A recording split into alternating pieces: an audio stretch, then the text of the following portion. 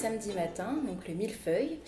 Aujourd'hui, nous allons parler de plusieurs livres, notamment des prix qui sont sortis au mois de novembre, parce que qui dit novembre dit la saison des prix.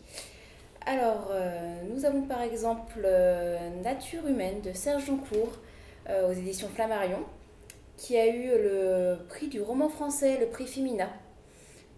Donc c'est un roman qui débute au fait en 1976, lors de la grande sécheresse de l'été, et qui nous entraîne jusqu'à la tempête de 1999, et qui va nous livrer l'histoire d'Alexandre, qui est un éleveur bovin quadragénaire.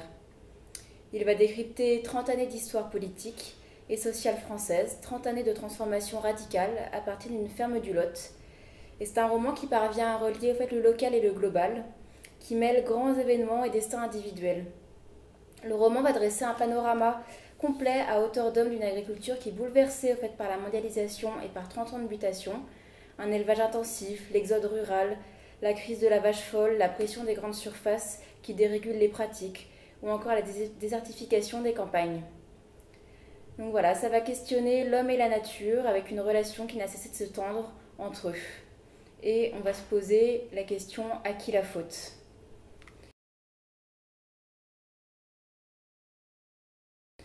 Nous avons aussi donc le prix Médicis qui est aussi arrivé et qui a été décerné à Chloé Delhomme pour Le cœur synthétique, qui est juste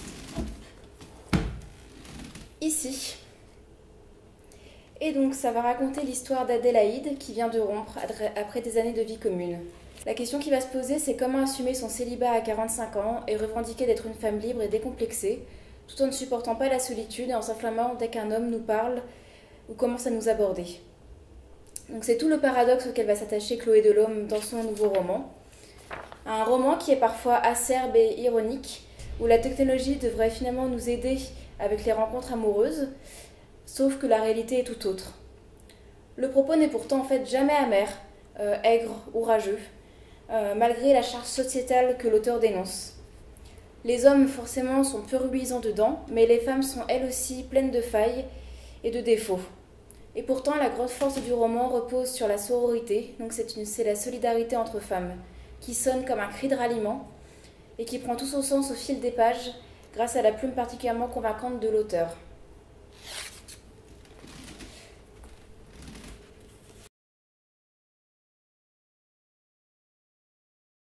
Alors, deux autres romans, vous devez savoir que le prix Renaudot et le prix Goncourt ne sont pas encore tombés car ils attendent la réouverture des librairies pour cela. Mais des romans qui sont tous les deux finalistes de ces sélections. Finaliste du prix Renaudot, Un crime sans importance d'Irène Frein, publié aux éditions Seuil. Alors ce récit, c'est un récit autobiographique qui est vraiment poignant et très éloquent. Alors ce crime passé sous silence, c'est le crime dont a été victime la sœur aînée de l'auteur, Denise, qui est une discrète septuagénaire, qui a été sauvagement assassinée chez elle, vraisemblablement lors d'un cambriolage.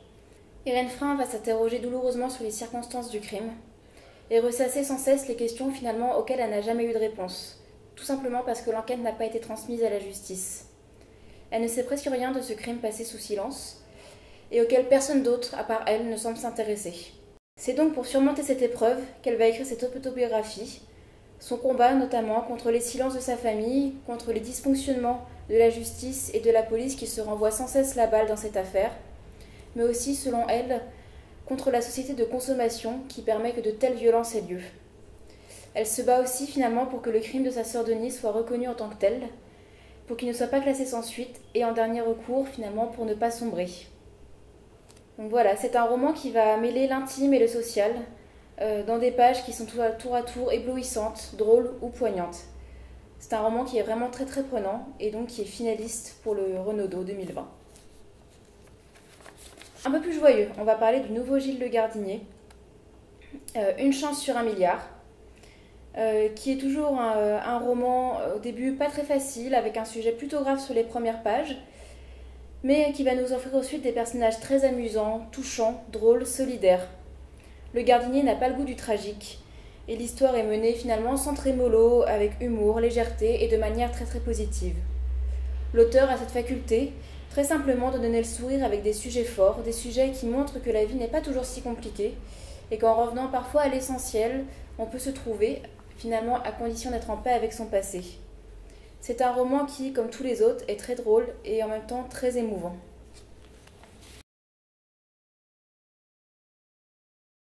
Nous avons reçu aussi des critiques d'Andrésiens qui ont voulu participer à ce millefeuille et qui nous ont transmis leur dernier coup de cœur.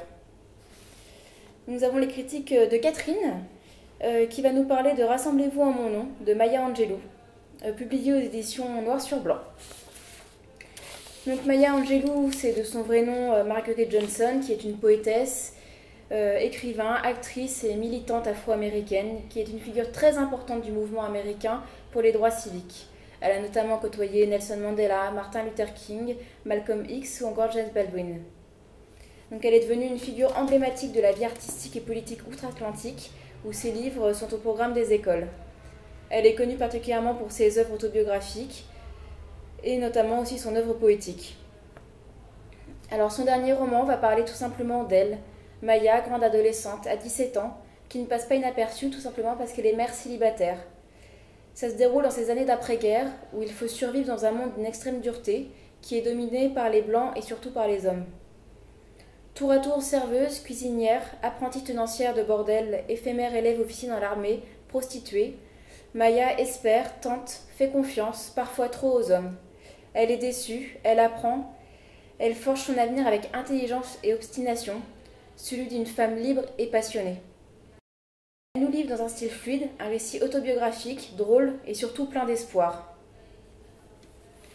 Catherine nous a aussi parlé de Ce qu'il faut de nuit, de Laurent Petit-Mangin, qui est paru à la Manufacture des Livres et qui a reçu lui le prix Stanislas 2020.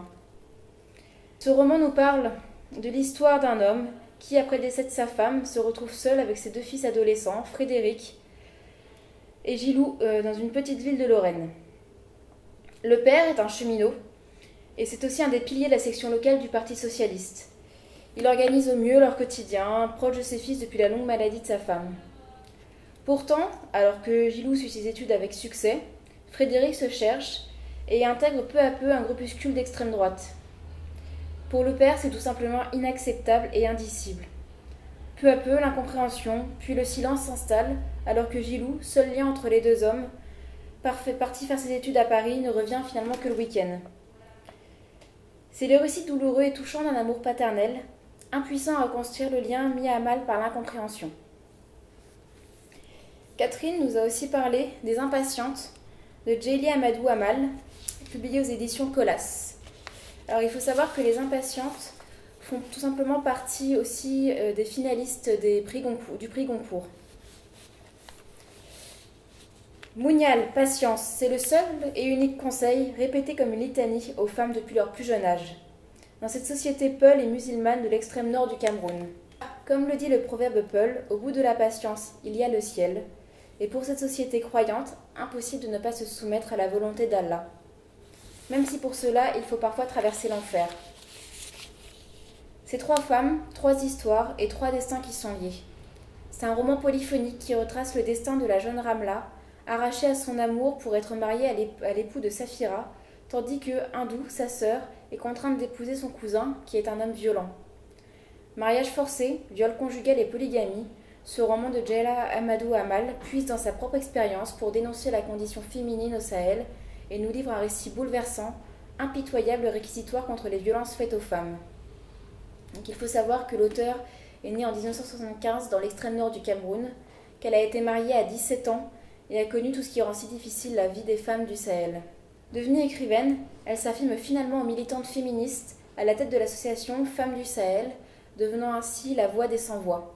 Elle a aussi été lauréate du prix Orange Livre en Afrique 2019 pour son roman Les Impatientes, qui a été paru au Cameroun sous le titre Mounial ou Les larmes de la patience. C'est une valeur sûre de la littérature africaine et l'une des plus importantes auteurs peul du Sahel, publiée pour la première fois en France. Nous avons reçu aussi une dernière critique de Gérard, qui nous parle d'Effroyable Jardin, publié aux éditions Folio en 2000. C'est un livre qui est beaucoup plus ancien. Ce livre parle d'un jeune garçon qui aimerait bien pouvoir se cacher, disparaître, lorsque son père, instituteur respecté, se déguise en clown amateur. Entre honte et mépris, il assiste à ses numéros, jusqu'au jour où son oncle Gaston lui révèle le sens de cette étrange vocation, en lui dévoilant un épisode tragicomique de la Seconde Guerre mondiale. Pudeur, humour et tendresse caractérisent ce récit simple et bouleversant que Michel Quint a dédié à son grand-père, ancien combattant à Verdun, et son père, ancien résistant. En peu de pages, l'auteur réussit un tour de force en parvenant à dépeindre ces quelques personnages en profondeur. Il retrace toute la douceur d'âme dont un homme est capable, même dans les périodes les plus sombres de l'histoire. Chacun à sa manière est ici un modèle de bravoure, de courage et de grande humanité. Voici pour les critiques que nous avons reçues. Nous espérons que vous avez passé un agréable moment avec nous et toute l'équipe de la bibliothèque Saint-Exupéry vous donne rendez-vous très rapidement pour un nouveau millefeuille en ligne. À bientôt!